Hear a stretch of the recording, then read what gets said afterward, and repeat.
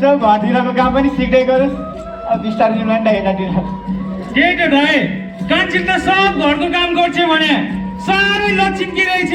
उहाँको के हेर्नु न, बाली पनि कस्तो राम्रो भएको छ। माइली पनि लक्षितकै छे।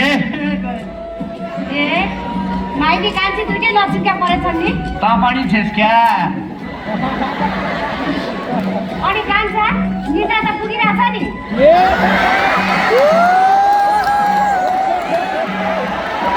हेर हेर हेर तिम्रो राजेश काकी।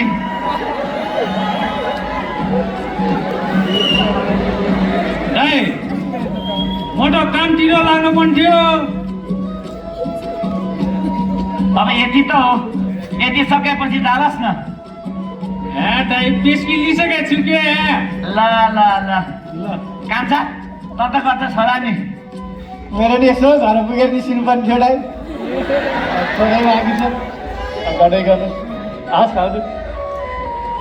भर्खर भर्खर बे गरेको कान्छो कहाँ खेतमा अडिन्थ्यो र? अनि आफ्नो चाहिँ नि आफ्नो बिर्स्यौ। बिर्से सम्झाइदिन्छेस् कि? हेर हेर हेर यो मस्के कि कुनै कुनै काम गर भनेको।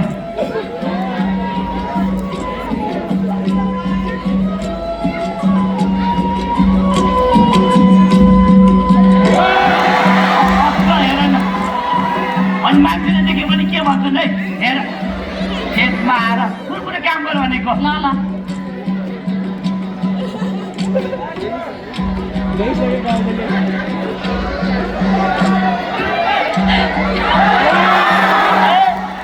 आँखामा पर्यो सबै। केही गर्दिनँ के गर्दिनँ ल अहिले केही गर्दिनँ ल।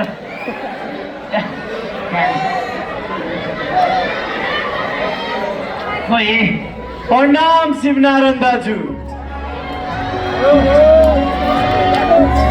यसै आउनु न।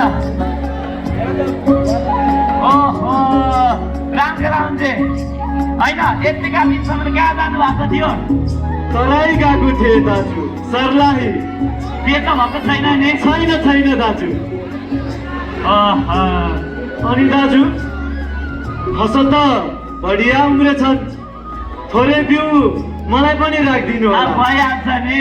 अब तपाईँले दिएको आँप हेर्नु न, त्यत्रो भइसक्यो। अनि म यति बिउ दिँदिनँ त, तपाईँलाई दिइहाल्छु नि। हुन्छ दाजु। अनि दाजु शाम पर्न लागिसक्यो, अहिले चाहिँ म जान्छु। कहाँ जाने कुरा गर्नुभएको? उहाँ माले तपाईँलाई मैले मेरो साथी रामचराउजी भनेर सुनाएको थिएँ, एकचोटि भेटाउन लिएर आइज भन्नुभएको छ। बरु यसो गरौँ न, घरतिर गएर आमासँग भेटेर जानुहुन्न है? आमासँग भेट्ने त मेरो पनि इच्छा थियो। अनि ल हुन्छ। ल राम्ररी आउनु है। ए आएको जाउँ जाउँ, हामी पनि अब यति त हो। ल ल आउनु, राम्ररी आउनु होला। ल अनि घरमा सबैलाई सन्चै छ? सबैलाई सन्चै छ।